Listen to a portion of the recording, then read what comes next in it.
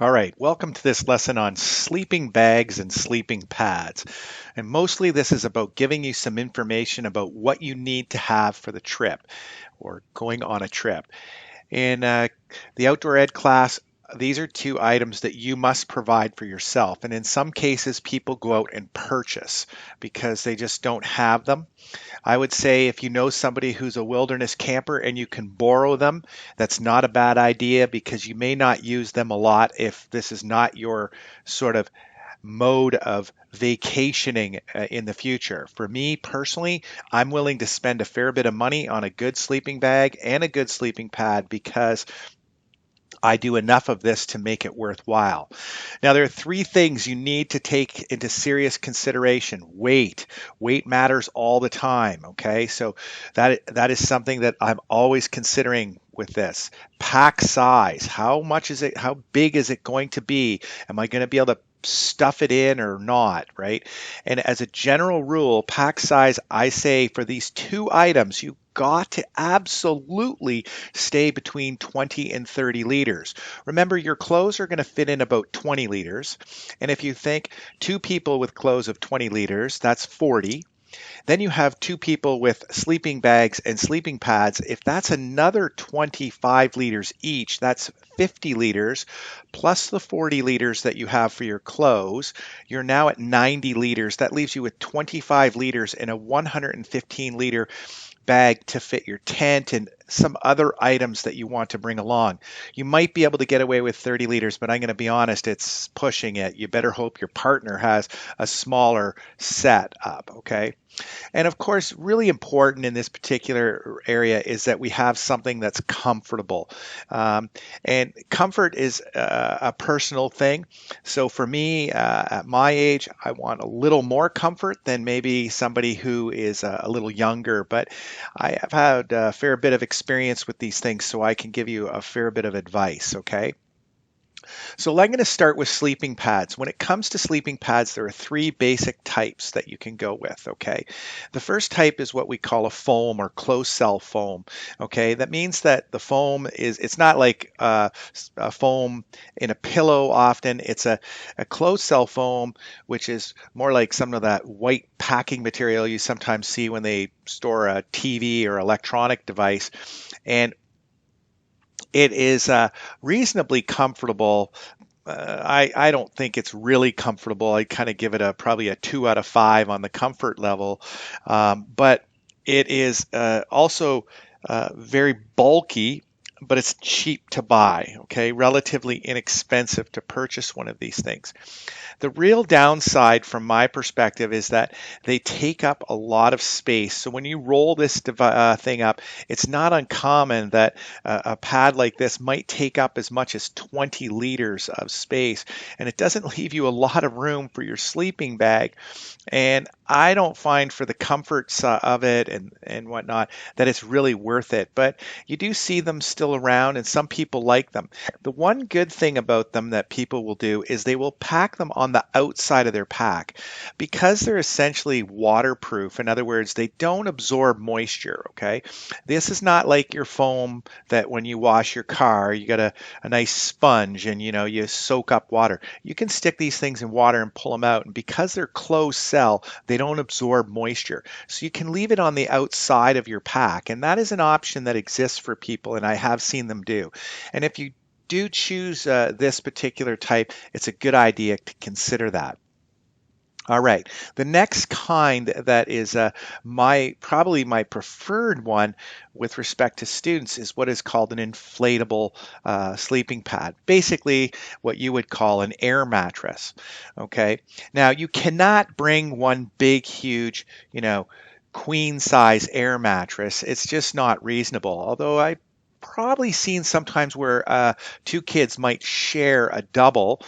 I would recommend that you find this single-sized air mattress. This one here is one called an Intex, and it's called a Junior. I'm not sure why, because it's plenty big even for me at about 6 feet long. I have no problem sleeping on it. It inflates to about, I don't know, 3 inches thick, which is more than enough comfort wise. And it really compacts quite nicely. I think I can compact this down to at least 5 liters when I let all the air out. Maybe sometimes even less. I can sometimes get it down to, 3 or 4 liters if I really work it out. Okay. Um, the downside to these is that if you do get a leak or puncture, you're really kind of screwed. Now you can still sleep on it. A lot of times the leaks are that we've had are kind of small, and so you can wake up in the middle of the night and it's deflated, and you can pump it up and get through the night. Maybe you have to pump it up once or even twice throughout the night, but you manage. But it is a downside to them is that they do tend to sometimes find leaks. So you have to be kind of careful with how you handle them. And when you do pack them, they can be a little bit on the heavy side, a little heavier than some of the other ones. But because they pack so well, I still recommend them. And they're very inexpensive. I think this particular one that I'm showing you a picture of here comes in around 15 or 16 bucks at Walmart. And that's pretty tough to beat price wise. Even the ones up here, these can range in the $40 or $50 range. Okay, the closed cell foam, so they don't even come close as far as cost wise. And what I do find also is that kids will use them for other things once they're home. They might lay around in their swimming pool with it or go to the beach and lay on it, which is kind of nice. Another negative with respect to these is you do probably need a pump to inflate them. I have inflated one on my own without a pump. It's taken me about 20 minutes to do it. It's a long process. With a pump, I can have it pumped up in about 60 seconds.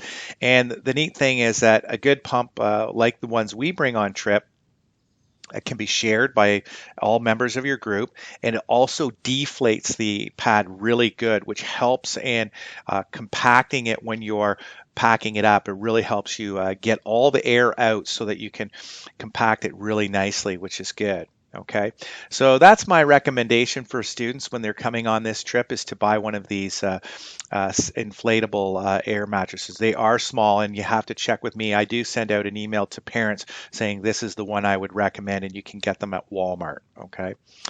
Another product that is very common and seen a lot in the sleeping pad world are what are known as self-inflating sleeping pads. And essentially, it's really the similar to the one above, inflatable, except for what they do is they put like a foam material that expands inside.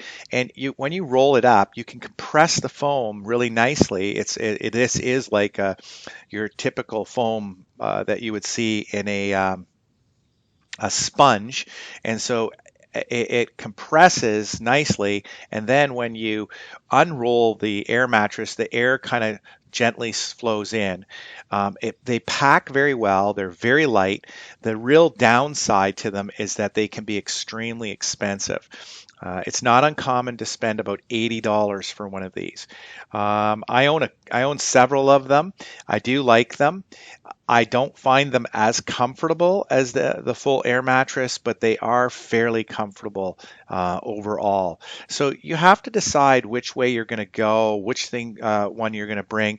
When I do my demonstration, I'll probably use one of these self-inflating ones, and maybe also show you a inflatable air mattress because I own both of them, and so I can show you them as I pack my bag, and you can see the size of them.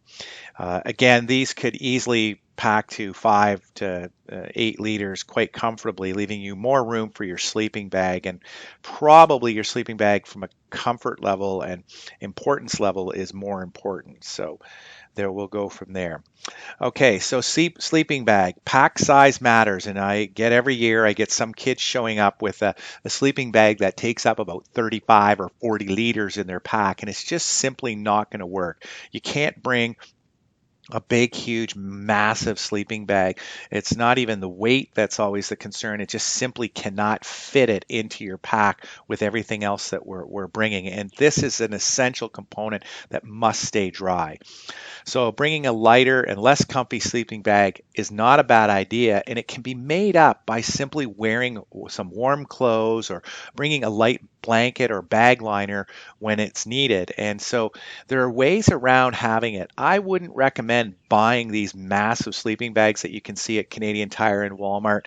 I stay away from them like crazy. They're cheap. They're fine as a maybe a comforter around the home, or if you're car camping only, or whatever. But even if you're a trailer camper, there's space is always a limited issue. So, or you don't have endless amount of space. So I'd spend the money and get a little better quality sleeping bag that doesn't quite take up so much space. So most cheaper sleeping bags are made out of some synthetic insulation, while the best sleeping bags are made out of down, usually goose down, and the prices can be enormously different. You can buy a cheap sleeping bag for 20, 30 bucks, no problem. But if you want a really good down sleeping bag, I'm telling you right now, we're talking about spending somewhere in the order of $250 to $400 for a really good down sleeping bag. And all honesty, if you do a lot of wilderness tripping, it's probably one of your best investments you'll ever make. Next to that and your tent, which will cost you a bit of money, the down sleeping bag is really worth it. I own one and I just love it. So, something you have to think about, right? Canadian Tire does offer many different sleeping bags that are really good, and there's some really good videos even on how to choose a good sleeping bag right on their website. So I wouldn't suggest that that's a bad move, and I'm going to try to bring you to a couple of things here. I'll just even search them right on the internet while we're going here. So it's not that hard to do. So if you're just shopping at Canadian Tire and you put in sleeping bags, you'll find that there is a number of different choices available. So you can do this as easily as I can. So sleeping and bags, and I say go. It's a little slower as I record this. Okay. Almost any of these sleeping bags are really good well, quality warm wise, but you got to really watch the pack size. Okay, so here it is, how to choose a sleeping bag. Watch this video. I'm not going to actually show it. I think you can go and do that yourself. Okay, it takes a little while to load and download and play here, so I'll leave that to you when you have time. So another place to go and look for sleeping bags, I think this is a much better store. It's a Mountain Equipment Co-op. They sell all kinds of different sleeping bags. And if I go back here, I had selected a couple of different ones just to show you what's available out here. Okay, so you have a medium priced bag, MEC Centurious bag. So let's see if we can look that up. Okay, so it's MEC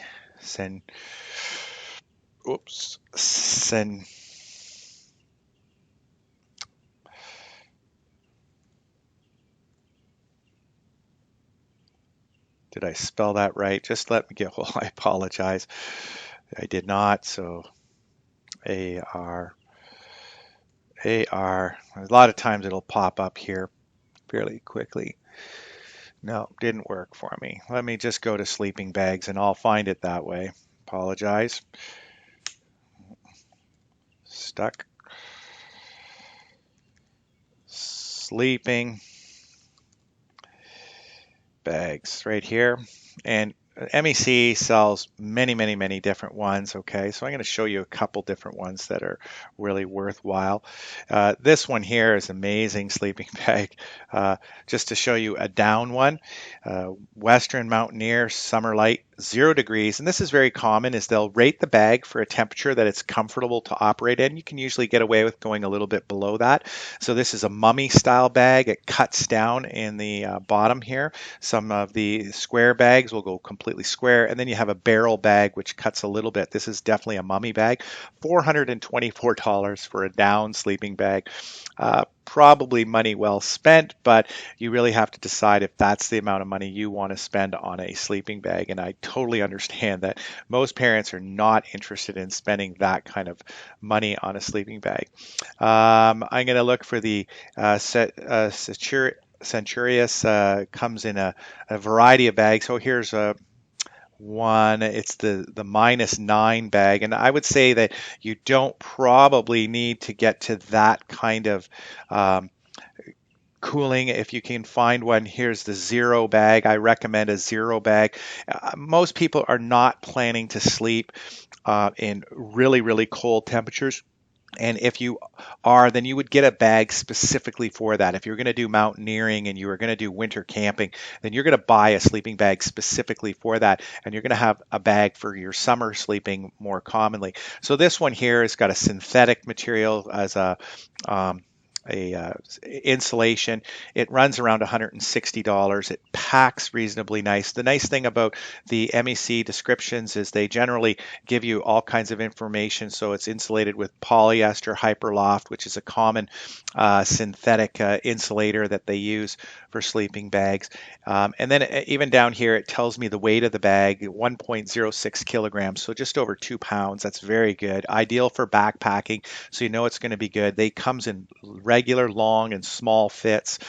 Um, it is temperature rated to 0. It is a mummy bag. I do like a mummy bag for this kind of thing. And then often in here they have a pack size, so 20 by 40 centimeters. So round, it's going to be 20 centimeters across the round and 40 centimeters long, which is a reasonable size. I don't know exactly how many liters that is, but it's going to be getting close to about 15 liters space. So leaves you some room for your sleeping pad to match it. Okay, so you can look these up and scroll through any, do your own shopping if you want, but there's just a couple suggestions that I would throw at you to purchase, okay, if you were buying one. One of the things you can do is add a down blanket. And when I do my packing of my bag, I'll show you, a down blanket. I love these. So I have these ridiculously small sleeping bags that I tend to bring along. My sleeping bags are rated for like plus 10 or plus 8. So if it goes really cold, I'm going to not be comfortable. So I'll do two things. One, I'll dress warm. I'll put my balaclava on. I'll have my long johns on. I'll have some fleece socks on so that I'm comfortable, but I'm not carrying a big, huge, bulky sleeping bag. And then I'll throw in a down blanket, which packs to about 3 liters, okay? And this thing just adds a beautiful level of warmth to my sleeping bag. Sometimes I lay it just right over top of me in the sleeping bag, and sometimes I tuck it right inside my sleeping bag on the top side. You can also buy what are known as sleeping bag liners, and I do own one of these as well. And it's just a liner that goes inside your sleeping bag, and they usually rate it for anywhere from 5 to 10 degrees colder. They increase the temperature. The one I have is a fleece one. It packs pretty well, but it is pretty heavy, I find. I find the down blanket is better bang for my buck, so I generally take it. The cool thing about the down blanket or the bag liner is if I'm not using it as a down blanket or a liner, I often can leave it rolled up and use it as a pillow. Works really good if you're one of those kind of guys who people like to sleep on their side and tuck something between their legs. So I'm not. It's not like I'm bringing it along and not using it at all because it was really hot. I might be able to use it as a pillow in this case, and then if it's really cold, then I'll be glad that I had it to help keep me warm. So sleeping bags and sleeping pads are really kind of an important component of what you bring. I do want to see what you're bringing on the trip before we go, so I do ask kids to eventually purchase these or borrow them and bring them in so that we can see what it is you're going to bring along. I need to know that you're going to be safe and comfortable. It is important. To be honest, I've had, I'd say, about 1 in 50 students who come on my trip. So every other year, I have a student who doesn't bother bringing a sleeping bag, but they bring a really good sleeping or sorry, don't bring a sleeping pad, but they bring a really good sleeping bag, and they just sleep on the ground. And when you're a teenager, you can do that. At my age, there's no way. I am not doing that. I think I could have done it as a kid, but there's just no way I could do it anymore. So it's one of those things to consider. Very few kids do it, but I sometimes allow them, and usually it's only because they have done it in the past. I really don't encourage it. You need to get good rest while you're out on a trip. You're going to be working hard. There's going to be a lot of things going on, a lot of work to do, between work at camp and paddling and portaging and everything else. And getting a good night's sleep is really quite important. So these two items are very important. So hope you like that. Hope that helps you decide what would be your best bet to purchase or borrow or collect if you have one at home, or any of these items at home. All right, so that ends my lesson on sleeping bags and sleeping pads.